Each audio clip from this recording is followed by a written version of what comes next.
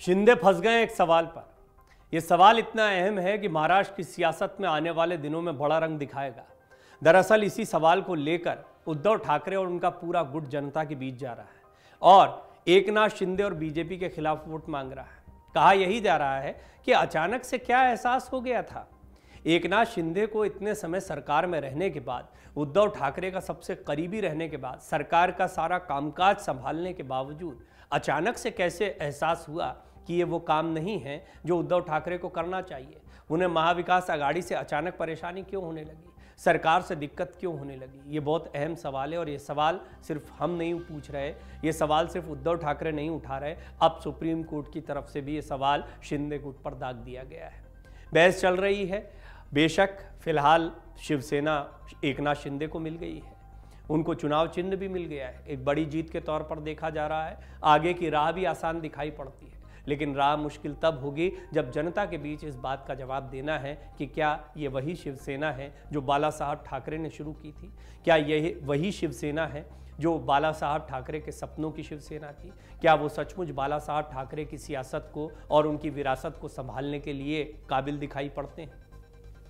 महाराष्ट्र के सियासी संकट पर सुप्रीम कोर्ट की एक अहम टिप्पणी आई।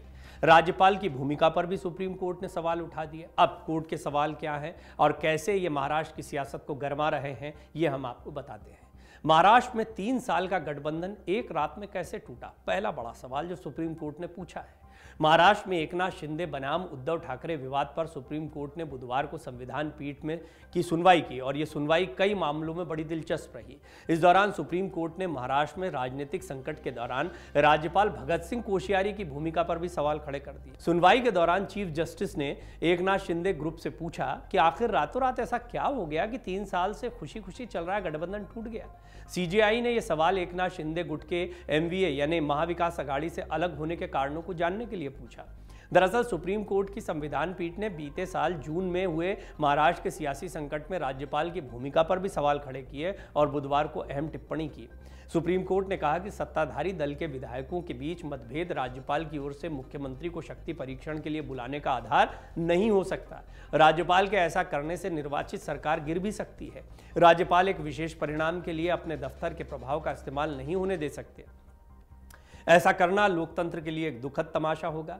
मुख्य न्यायाधीश जस्टिस डीवाई चंद्रचूड़ की अध्यक्षता वाली 5 सदस्यीय संविधान पीठ ने कहा कि पार्टी के भीतर विधायकों के बीच मतभेद किसी भी आधार पर हो सकता है, जैसे विकास निधि का भुगतान या पार्टी लोकाचार से विचलन। लेकिन क्या यह राज्यपाल के लिए शक्ति परीक्षण के लिए बुलाने का पर्याप्त आधार हो सकता है। सुनवाई के दौरान महाराष्ट्र के तत्कालीन राज्यपाल बीएस कोश्यारी की ओर से पेश सॉलिसिटर जनरल तुषार मेहता ने कहा, राज्यपाल के सामने शक्ति परीक्षण कराने के कई आधार थे। इनमें शिवसेना के 34 विधायकों के दस्तखत वाला पत्र, उद्धव ठाकरे सरकार से समर्थन वापसी की निर्दलीय विधायकों की चिट्ठी और विपक्ष के नेता का आवेदन। इन सब ने उन्हें शक्ति परीक्षण का आदेश देने के लिए प्रेरित किया। हालांकि कोश्यारी के शक्ति परीक्षण के न्योते से पहले ही उद्धव ठाकरे ने हार के डर से इस्तीफा दे दिया था, जिससे एकनाथ शिंदे को मुख्यमंत्री बनाने का रास्ता साफ हो गया। सुप्रीम कोर्ट की संविधान पीठ ने कहा, राज्यपाल को अपनी शक्तियों का इस्तेमाल सावधानी से करना चाहिए। सीजेआई जस्टिस डीवाई चंद्रचूड़ की 5 सदस्यीय संविधान पीठ ने कहा, यह मामला सिर्फ राज्यपाल की शक्तियों के मुद्दे पर है। राज्यपाल को इन शक्तियों का इस्तेमाल बड़ी सावधानी से करना चाहिए। उन्हें यह ध्यान रखना होगा कि 34 विधायक शिवसेना का हिस्सा थे, चाहे उनका आंतरिक मामला कुछ भी हो। राज्यपाल ये नहीं कह सकते कि इन 34 विधायकों का पत्र सरकार के विश्वास को डगमगाने का आधार है। राज्यपाल को 34 विधायकों के पत्र का अर्थ ये नहीं लगाना चाहिए था कि उन्होंने समर्थन वापस ले लिया है। अब यदि 34 विधायक शिवसेना का हिस्सा हैं, तो राज्यपाल के सामने कौन सा ठोस आधार है जो शक्ति परीक्षण की मांग करता। पीठ ने कहा, राज्यपालों को विशेष ध्यान देना होगा और ऐसे मामले में पर्याप्त मशक्कत करनी चाहिए। चुनाव आयोग ने अपने आदेश में एकनाथ शिंदे गुट को शिवसेना के रूप में मान्यता और उसे धनुष और तीर का चिन्ह आवंटित किया था। चुनाव आयोग ने जो आदेश दिया उसमें एकनाथ शिंदे गुट को शिवसेना का नाम मिल गया, धनुष तीर का चिन्ह मिल गया। ये बड़ी जीत के तौर पर देखा गया। विशेष अनुमति याचिका पर नोटिस के जवाब में आयोग ने कहा, मामलों की एक श्रृंखला में सुप्रीम कोर्ट ने माना कि जब अर्ध न्यायिक निकाय से पारित आदेश को अपीलीय अदालत के समक्ष चुनौती दी जाती है, तो ऐसे निकाय को अपील में पक्षकार के रूप में रखना जरूरी नहीं है। आयोग ने यह भी बताया कि प्रतीक आदेश आयोग ने संविधान के अनुच्छेद 324 और जनप्रतिनिधित्व अधिनियम 1951 की धारा 29A के तहत अपनी शक्ति का प्रयोग करते हुए पारित किया है। 1994 के 9 सदस्यीय पीठ के फैसले का भी हवाला दिया गया है यहाँ पर। तुषार मेहता ने 1994 के 9 न्यायाधीशों की संविधान पीठ के एसआर बोम्मई मामले के फैसले का उल्लेख किया। उन्होंने कहा कि एक स्थापित कानून है कि राज्यपाल मूक दर्शक नहीं रह सकते और उन्हें मीडिया रिपोर्ट्स समेत पूरे परिदृश्य को ध्यान में रखते हुए कार्य करना होगा। इस पर सीजेआई ने कहा, मान लीजिए कि विधायकों के एक समूह को लगता है कि उनके नेता ने पार्टी के लोकाचार और अनुशासन का पालन नहीं किया है, तो वो हमेशा पार्टी फोरम के भीतर नेतृत्व परिवर्तन के लिए आवाज उठा सकते हैं, कह सकते हैं। सीजेआई जस्टिस चंद्रचूड़ ने कहा, राज्यपाल का पत्र देखिए, उन्हें पहले से ही भरोसा था कि ठाकरे ने विश्वास खो दिया है। तत्कालीन राज्यपाल बीएस कोश्यारी की ओर से पेश सॉलिसिटर जनरल तुषार मेहता ने कहा, राज्यपाल ने कतई निर्धारित नहीं किया था कि उद्धव ठाकरे ने विश्वास खोया है या नहीं। उन्होंने उनसे सिर्फ अपने सामने पेश विकल्पों के आधार पर बहुमत साबित करने के लिए बुलाया था। इस पर सीजेआई जस्टिस चंद्रचूड़ ने कहा, राज्यपाल का पत्र देखें, उससे स्पष्ट होता है कि उन्हें पहले से ही विश्वास है कि ठाकरे ने सदन के अंदर विश्वास खो दिया है। आखिर राज्यपाल ये निष्कर्ष कैसे निकाल सकते हैं?